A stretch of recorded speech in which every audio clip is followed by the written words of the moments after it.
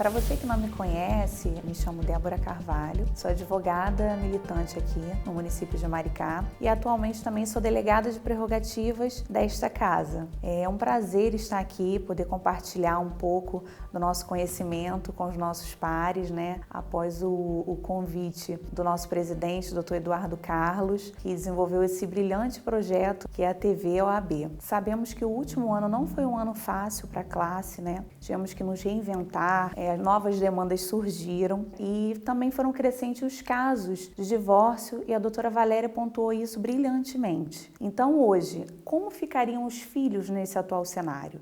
Pensando nisso, eu trouxe o tema Guarda Compartilhada como solução contra a alienação parental. Por ser um tema, que ainda demanda muita confusão, eu vou falar um pouquinho da guarda compartilhada, da evolução histórica. A guarda compartilhada, ela foi inserida no nosso ordenamento jurídico com o Código Civil de 2002. Após a implementação no Código Civil de 2002, ela ainda não era obrigatória, não era um regime obrigatório de guarda. Porém, em 2008 surgiu uma nova lei onde regulamentou, na verdade, a guarda compartilhada, mas ainda assim não era aplicada, porque não havia aceitação perante as pessoas, a sociedade. Em 2014, com a Lei 13.058, a guarda compartilhada passou a ser um regime obrigatório de fixação de guarda. A grande finalidade dessa lei é proporcionar o melhor interesse do menor, que é a criança ou o adolescente, de forma a ajustar o convívio com ambos os genitores. Mas, na verdade, o que significa guarda compartilhada? Não sei se você, como eu, já ouvi várias vezes, guarda compartilhada significa residência compartilhada? E eu já adianto para você que não. Guarda compartilhada é um regime de obrigações igualitárias entre os genitores. E quando eu falo de genitor aqui, eu não estou falando propriamente de pai e de mãe, e sim do genitor, do responsável por aquela criança, porque hoje, na verdade, a família está ligada à afetividade. Quantas vezes ouvimos, nossos clientes falarem, nos perguntarem, doutora, o pai do meu filho está pedindo a guarda compartilhada dele. Isso significa que ele vai morar 15 dias lá, 15 dias aqui? Não, não é assim. Na verdade, guarda compartilhada, como eu disse, é um regime obrigatório de guarda em que as decisões da vida desse menor, que pode ser a criança ou o adolescente, são divididas em conjunto. Por exemplo, a educação que vai ser dada, a escola que ele vai frequentar, tudo de comum acordo, de modo a facilitar a convivência com ambos. É o que a gente chama de autoridade parental. Então, tudo que envolva o menor tem que ser, na verdade, discutido e dividido entre ambos os genitores. A guarda compartilhada, ela difere da guarda unilateral, que, na verdade, na guarda unilateral, somente um dos genitores exerce a responsabilidade sobre as decisões da vida daquela criança. Nesse caso, o outro genitor que não detém a guarda, ele paga alimentos e exerce a visitação nos moldes determinados por uma sentença. Na guarda compartilhada, a residência é fixa com um dos genitores. É o que chamamos de lar de referência. E também, nesse caso, o outro genitor paga alimentos e exerce a visitação. Sabemos que numa separação, num divórcio, a criança sempre fica no meio dos pais. Então, prevendo essa situação, a lei da guarda instituiu o regime obrigatório, que é a guarda compartilhada, a fim de evitar a alienação parental, porque, na verdade, a parentalidade está acima da conjugalidade. Não existe ex-pai, ex-mãe. Existe sim, ex-marido, ex-mulher. É importante pontuar que um consenso entre as partes é a melhor maneira de se resolver um conflito, sobretudo quando se envolve um menor. Porém, se não houver consenso quanto à guarda desse menor, um juiz vai aplicar a lei da guarda compartilhada. Porém, como toda regra, possui exceções. Por exemplo, quando um dos genitores não quiser. Ele abre mão, na verdade, dessa guarda compartilhada. Ou, por exemplo, quando não é possível que um dos genitores exerça essa guarda, como, por exemplo, um pai que está sob a custódia do Estado, está preso, ou então uma mãe que é usuária de entorpecentes, ou então quando comprovado que aquela criança sofreu maus tratos, né? Nesses casos, não é possível a aplicação da guarda compartilhada. Na verdade, se demandar risco à integridade física daquela criança, a guarda ela vai ser unilateral. Mas é claro que cada caso deve ser analisado, porque muitas das vezes a criança é utilizada como uma arma em face do outro genitor, como se fosse uma moeda de troca. E aí, na verdade, que entra a alienação parental. Podemos definir alienação parental quando um dos genitores, manipula a opinião daquela criança contra um outro genitor. Isso é ato de alienação parental.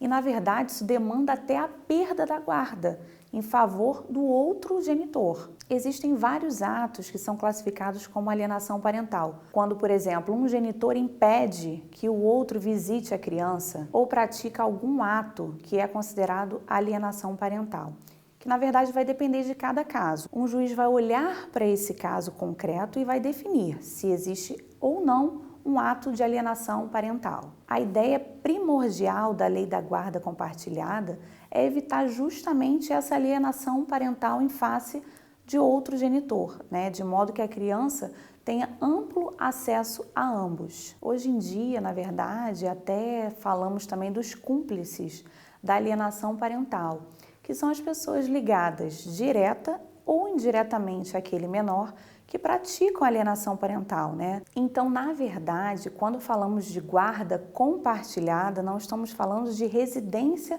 compartilhada. Regime de guarda é uma coisa, regime de convivência é outra, completamente diferente. E pensando justamente nessas dúvidas, que nós advogados nos deparamos continuamente, no nosso dia a dia, eu separei algumas perguntas mais frequentes para que a gente possa responder aqui. A guarda compartilhada é obrigatória?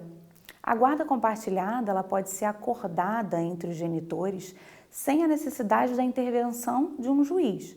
Porém, nos casos onde não existe esse consenso, a guarda compartilhada vai ser sim aplicada como forma de melhor interesse para o menor. Na guarda unilateral, o outro que não possui a guarda da criança fica isento de responsabilidades em relação a esta? Nesse caso, o outro genitor que não possui a guarda da criança, ele fiscaliza o exercício dessa guarda. Tudo para o melhor interesse dela. Porém, ele vai pagar alimentos e vai exercer a visitação nos moldes determinados por uma sentença ou por um acordo judicial. O direito que ele vai ter nesse caso é o direito à visitação dessa criança. A guarda compartilhada é indicada até em casos de litígio? Sim, sobretudo nesses casos de litígio, onde não existe acordo entre os genitores. Um juiz vai aplicar a guarda compartilhada, pensando no melhor interesse da criança, como já falamos anteriormente. Quando a guarda compartilhada passa para os avós ou outros parentes? Se nenhum dos pais tiverem a condição de exercer essa guarda, ela vai ser passada sim para um outro parente, como uma avó, uma tia, por exemplo. Posso dar um exemplo aqui como um pai falecido, uma mãe falecida. Enfim, cada caso é analisado de forma individualizada. A partir de qual idade o menor pode ser ouvido? O Estatuto da Criança e do Adolescente pontua que o menor, a criança, de 0 a 12 anos, ela pode ser ouvida por um juiz. Já o adolescente, de 12 a 18, ele será ouvido. Mas é claro que o juiz, entendendo pela não necessidade dessa oitiva do menor, ele não vai utilizar. É como falamos, tudo depende da análise do caso concreto, porque muitas das vezes o outro genitor fala coisas para o menor, ou então pratica atos de alienação, de modo que o menor fale mal do genitor, ou então que expresse a vontade de não querer ficar com o genitor. Isso tudo tem que ser levado em consideração. Se um dos pais vive em condições precárias ou de extrema pobreza, é motivo para evitar a guarda compartilhada? Absolutamente não. A condição financeira dos genitores nada implica o exercício da guarda. Na verdade, o menor ele tem que viver nas mesmas condições que os seus pais. E a partir desse contato, ele vai poder experimentar diferentes realidades. A guarda deve ser dada aos pais que possuem a melhor condição de educação àquele menor. Isso vai muito além dos recursos financeiros. Em casos de pais que moram em cidades diferentes, a guarda compartilhada é indicada? Tem-se entendido que não, que a guarda compartilhada nesse caso não pode ser aplicada. Por quê? Porque cidades diferentes, vamos imaginar, como que o outro genitor vai tomar decisões na vida dessa criança? Como, por exemplo, a matricular numa escola, a fazer um curso com essa criança, ele não vai ter condições de dividir essas responsabilidades. Portanto, entende-se que não é possível nesses casos. Porém, o outro genitor vai poder revisitar essa criança e até viajar com ela, dependendo do que uma sentença vai impor nesse caso. Tenho que pagar pensão alimentícia se a guarda é compartilhada? Mais uma pergunta recorrente, não é verdade?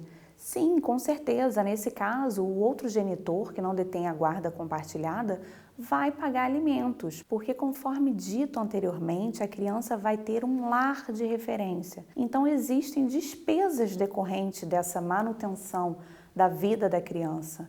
Na verdade, o outro genitor vai pagar sim os alimentos.